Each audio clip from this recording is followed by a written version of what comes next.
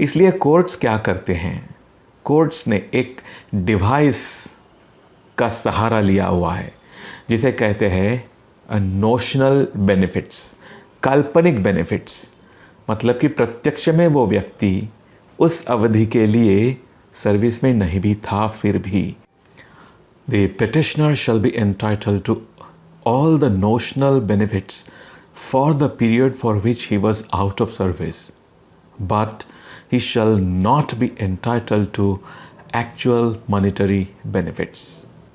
याचिकाकर्ता सेवा से बाहर रहने की अवधि के लिए सभी काल्पनिक लाभों का हकदार होगा, मगर वास्तविक मौद्रिक लाभों का हकदार नहीं होगा। इस पर कुछ कमेंट कीजिए सर। ऐसी बात हमारे ही चैनल के दर्शक उन्होंने की है, और क्योंकि ये बात एक बहुत ही महत्वपूर्ण तत्व के बारे में है जो कि सर्विस लॉ से रिलेटेड है, मैं आपके साथ इस वीडियो में उस विषय पर बात कर रहा हूँ ताकि सभी को ये बातें समझ में आएँ। तो बने रहिए वीडियो पर और ध्यान से देखिए, क्योंकि ये कानून की बातें हैं, केयरफुली देखनी चाहिए, समझ लेनी चाहिए।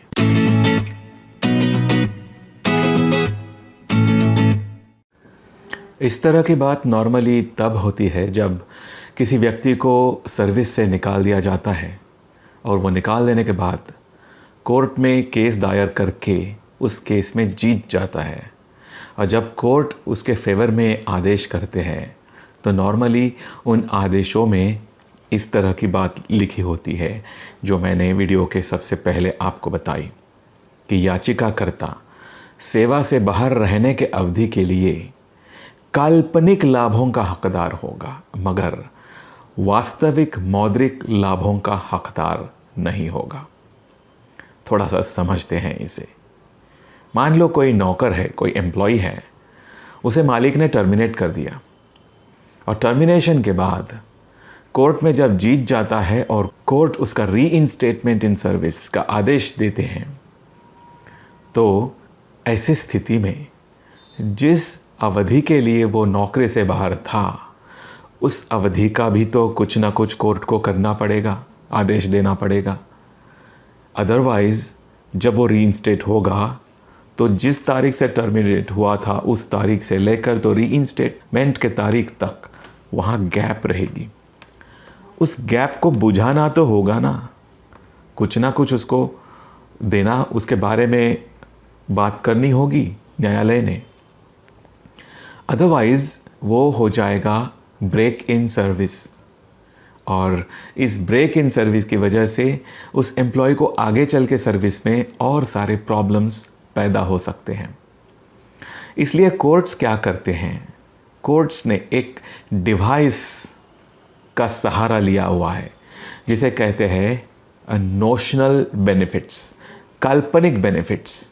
मतलब कि प्रत्यक्ष में वो व्यक्ति उस अवधि के लिए सर्विस में नहीं भी था, फिर भी कुछ काल्पनिक लाभ उसे दिए जाते हैं। ऐसा माना जाता है कि वो सर्विस में उतने पीरियड के लिए था, तो ऐसा मानने के बाद जो लाभ उसे दिए जाने चाहिए वो लाभ उसे दिए जाते हैं। अब आप पूछोगे कि ऐसे कौन से लाभ होते हैं, तो पहला लाभ ये होता है कि उसे कंटिन्यूटी इन सर्विस दी जाती है ना। मतलब एज इफ़ वो सर्विस में कंटिन्यूशन में है, सतत रूप से है, ऐसा मानकर चलना पड़ता है। और उसी हिसाब से आज रीइंस्टेटमेंट होने के बाद उसका जो पे रहेगा, पे स्केल में उसका जो पे आज के स्थिति में रहेगा वो उसे देना पड़ेगा। तो ये हो गया एक उदाहरण काल्पनिक लाभ का। अब बात आती है कि क्या वो जिस पीरियड के लिए सर्विस के बाहर था उस पीरियड की सैलरी भी प्रत्यक्ष रूप में उसे दी जानी चाहिए। तो देखिए, यहाँ आता है कानून का एक महत्वपूर्ण प्रिंसिपल, एक महत्वपूर्ण तत्व जो कहता है नो वर्क नो पे। काम नहीं पगार नहीं, काम नहीं पैसा नहीं। मतलब कि पैसा तभी मिलेगा जब आप एक्चुअल में काम करोगे। सो ये नो वर्क नो पे का जो प्रिंसिपल है ये एक बहुत ही महत्वपूर्ण प्रिंसिपल है, और ये प्रिंसिपल के चलते वो व्यक्ति जितने समय के लिए सर्विस से बाहर है उतने समय तक की सैलरी, प्रत्यक्ष सैलरी उसे नहीं दी जा सकती। हाँ, काल्पनिक रूप से ये माना जाता है कि तुम सर्विस में थे, और ये मानकर जो पे स्केल के बेनिफिट्स है, इंक्रीमेंट्स, पे फिक्सेशन वगैरह, ये चीज़ें उसे मिलेगी आज के तारीख में। मतलब कि मान लो जब टर्मिनेट हुआ तब उसका पे स्केल रहा होगा, एग्जाम्पल के लिए लेते हैं 1000 रुपये, और आज रीइंस्टेट हुआ तो अगर वो नौकरी में होता तो उसका पे स्केल बढ़कर मान लो हो गया होता 3000 रुपया। तो ये बेनिफिट उसे मिलेगा, ये मानकर चलते हुए कि तुम नौकरी में थे।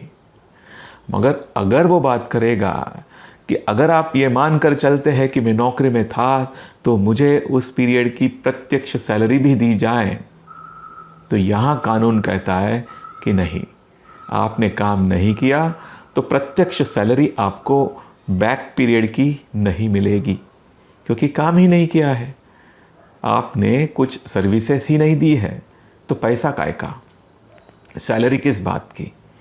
तो नहीं, आपको सैलरी नहीं मिलेगी। नो वर्क नो पे।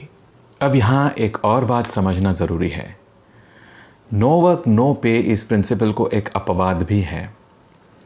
वो अपवाद ये है कि जब एम्प्लॉई की गलती नहीं है काम ना करने की, और एम्प्लॉयर के किसी कृति की वजह से एम्प्लॉई काम करने से प्रिवेंट हुआ, रोका गया, और इस वजह से काम नहीं कर पाया, तो फिर नो वर्क नो पे ये प्रिंसिपल लागू नहीं होगा। फिर सैलरी देनी पड़ेगी, भले ही उसने उतने पीरियड का काम नहीं किया है। ये सब चीज़ें जो है, ये सब बातें जो है बता रहा हूँ मैं आपको, ये सुप्रीम कोर्ट के जजमेंट्स में निर्धारित है। मतलब कि सुप्रीम कोर्ट के जजमेंट में ये एस्टैब्लिश्ड है। उदाहरण के तौर पर बताता हूँ, एक 2019 में ही एक फेमस केस हो चुकी। उस केस का नाम है chief regional manager United India insurance company versus Siraj Uddin Khan. अब हुआ क्या था, सिराज उद्दीन खान ये यूनाइटेड इंडिया इंश्योरेंस कंपनी में टाइपिस्ट के पद पर इलाहाबाद में काम कर रहा था। अब वहाँ से उसकी बदली हुई जौनपुर में, और जिस तारीख से बदली हुई उसके कुछ महीनों बाद, मतलब कि जैसे मान लो जुलाई में बदली हुई तो फरवरी में उसे जौनपुर ज्वाइन करने के लिए रिलीव कर दिया गया था। अब रिलीव कर देने के बाद भी ये जो सिराजुद्दीन खान है ये वहाँ ज्वाइन नहीं हुए और काम से एब्सेंट हो गए। ऐसे चलता रहा कुछ समय तक, तो फिर एम्प्लॉयर ने उसे नौकरी से निकाल दिया। अब जब एम्प्लॉयर ने नौकरी से निकाल दिया कुछ समय बाद, तो सिराजुद्दीन ने हाई कोर्ट में याचिका दायर कर दी, इलाहाबाद हाई कोर्ट में। इलाहाबाद हाई कोर्ट ने वो याचिका मंजूर कर दी और एम्प्लॉयर को निर्देश दिए, आप उसे एरियर्स ऑफ सैलरी दीजिए, बैक वेजेस दीजिए। अब रीइंस्टेटमेंट का सवाल इसलिए नहीं था क्योंकि जब उसको टर्मिनेट किया उसी समय वो सुपर एन्युएट भी हो गया था, मतलब कि रिटायर भी हो गया था, तो उसकी रिटायरमेंट एज हो चुकी थी, इसलिए रीइंस्टेटमेंट का तो कोई सवाल नहीं था। पर इलाहाबाद हाई कोर्ट ने यूनाइटेड इंडिया इंश्योरेंस कंपनी को उसकी सैलरी यानी कि बैक वेजेस देने के निर्देश दे दिए। इसके खिलाफ United India insurance company supreme court में गई हाई कोर्ट का ऑर्डर चैलेंज करते हुए। तो सुप्रीम कोर्ट ने कहा कि हाई कोर्ट का आदेश गलत है, क्योंकि इस आदमी ने काम ही नहीं किया और उसका काम ना करना ये मालिक के गलती के वजह से नहीं था, इसलिए उसे बैक वेजेस नहीं दिए जा सकते on the principle of no work no pay. तो सुप्रीम कोर्ट ने हाई कोर्ट का जजमेंट खारिज कर दिया। एक और केस डिसाइड की थी सुप्रीम कोर्ट ने जिसका नाम है शोभाराम रातुरी वर्सेस हरियाणा विद्युत प्रसारण निगम लिमिटेड।